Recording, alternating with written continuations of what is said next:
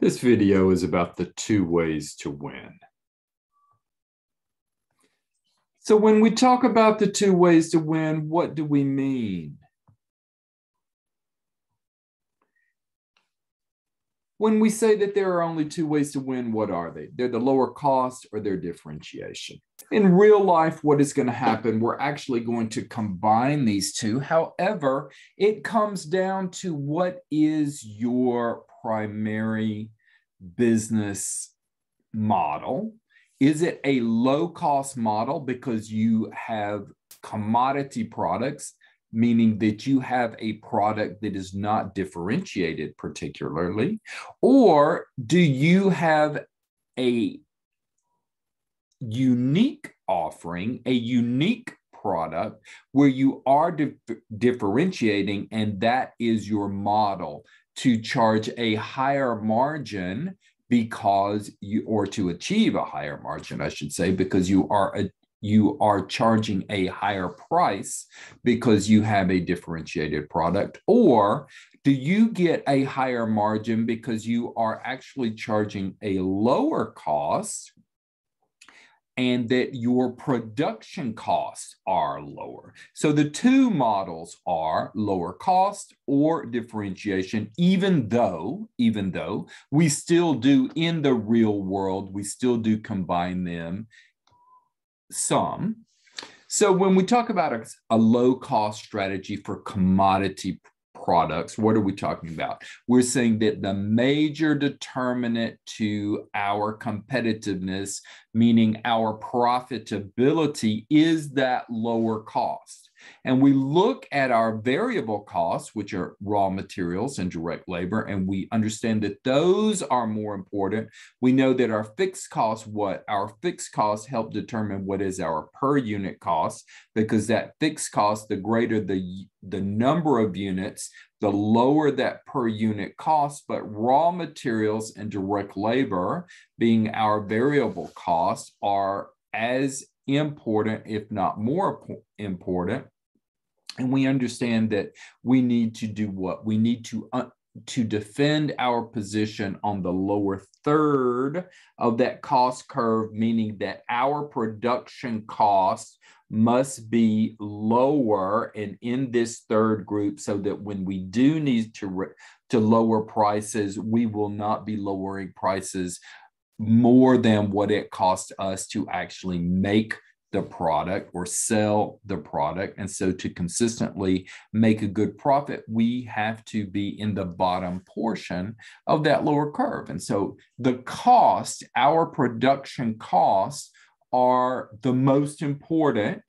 And again, we need to be in that lower level. And you say that I thought you said that we could do what? We could combine some differentiation, even though it's a commodity product. And what are some of those items that we could include in the real world? Well, we could make a seamless website where it was easier to pay. It's a clean, easy to navigate, pleasing to the eye website, not a whole lot going on there, but make it clean and easy to pay. Make it easy for the consumer to be able to take possession of the goods. If it's a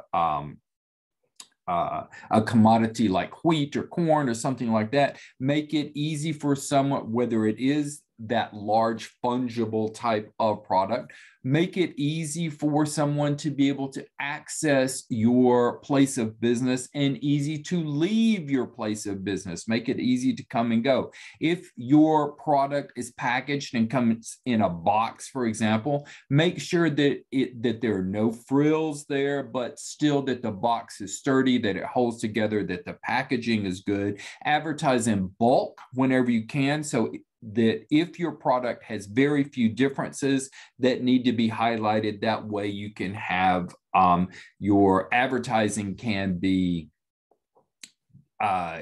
you don't need a lot of different types of things to advertise, and you are able to highlight the few points that you need to for your advertising. And then for our direct labor, it is not necessary to have the lowest paid labor. And in fact, you do not want the lowest paid labor. You want higher paid employees so that you can have more skilled employees, that those employees can now produce more because they are more skilled. And what does that do? That allows for quicker transactions, a better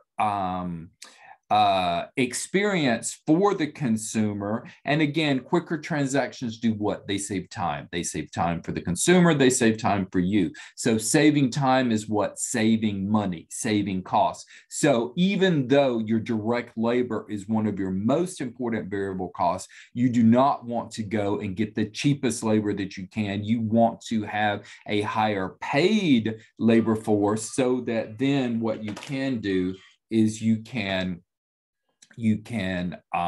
use those skills and produce more than what you would have been able to with a lower price labor.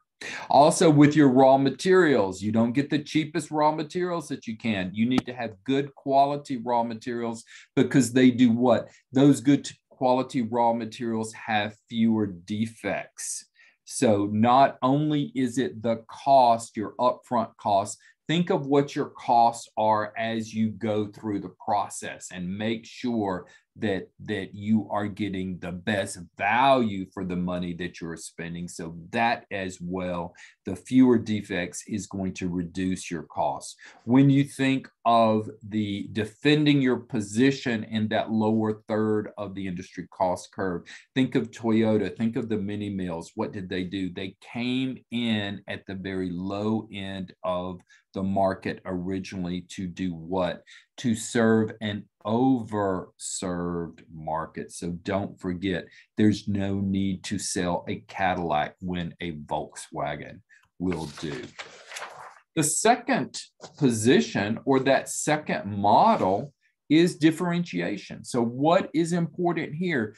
To deliver unique value at your competitive price. That is the determinant of your competitiveness and your profitability. So you focus on unique product value so that your firm actually appears to be, or looks like, feels like a monopoly in the eyes of your customer. What does that mean? Meaning that you are the only one that can give that unique value. They cannot go to another competitor to receive that unique value. So your company starts to look like the only one that is there.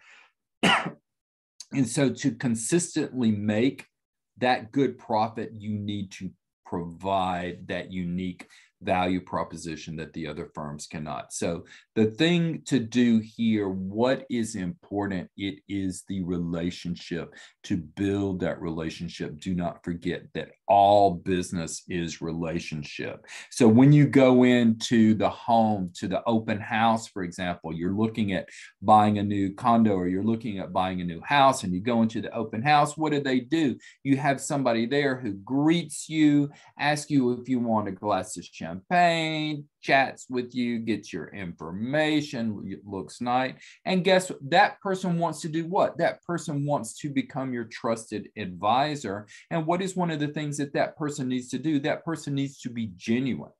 And one of the things that is important when you are genuine is, let's say that you, being the consumer, you are not the right consumer for that particular company, for that person who is providing that service. What should that person do? That person should send you on to the next competitor, the right competitor, to help you get what it is that you need from that competitor. And you're going, oh no, you are sending people away. You're losing business. What are you doing? You're actually building credibility there, because the next time that consumer may come back to you, that consumer may do what as well? May talk with, pardon me, his or her friends and say, look, this is what happened to me. I'm going to go back there. And a case in point that actually truly happened to me, Midwest Tires, which is on 13th Street, about a mile from where I live. I bought it was a new car to me. It was a used car. And I went to Denver to pick it up, and I came back and I wanted to get great tires for my car. It was an all-wheel drive car, wanted to get great tires for that, for the snow, for example, so that I could have good all-weather tires and not have to worry about getting snow tires. Well, I knew that the person that had sold me the car recently purchased new tires, but it wasn't really a brand that I knew anything about. I don't know much about tires anyway. And so I took it to Midwest Tires. I told them what my car was. They ordered the tires for me. It was going to be over $800 for those 4 tires, to have those tires put on. And so I wait. And then finally the manager comes back and talks with me. He goes, "Ed, you don't need new tires." I said, "What?" He goes, "Yeah, your tires are fine." I said, "Well, I don't know." And he had already bought the tires. He had already taken my tires off, getting ready to place the new tires on. He says, "Look at the tread. Your tread is practically new." I said, "I know. I drove it from Denver. I don't drive it around town very much, but I want to make sure that when it snows," I'm from Alabama, "I'm petrified that when it snows, I'm going to run off the road and have a wreck."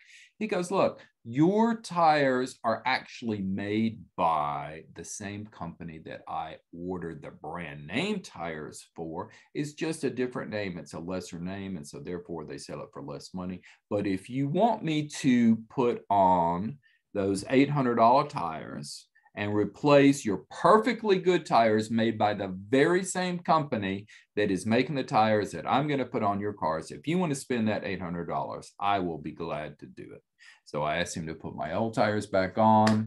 I left, didn't charge me a nickel, but what have I done? You can be sure that anytime I need any type of tires at all, I'm going to Midwest Tires. I've told everybody in my building that I do anything at all with. Let me tell you what's going on. Midwest Tires has a customer for life. The other people in my building are just completely amazed. And so now they are going to Midwest Tires again. And so what has he done is that he did not get that $800 sale when he could have. I didn't know any better. I would have paid for it. I would have been happy. But this is someone who has done what? Midwest Tires for me is now a monopoly. They have unique product value. They have done what? They have built that relationship. And so now I will never go anywhere else. And not only that, I tell every single person that I know who needs a tire, interested in a tire, I tell them about Midwest Tires. So I'm telling y'all about Midwest Tires as well on 13th Street. If you need anything, you have absolutely honest, respectable, reputable people that will do the right thing. Again, it is all about the relationship, providing that unique product value so that you can become a monopoly in your consumer's mind.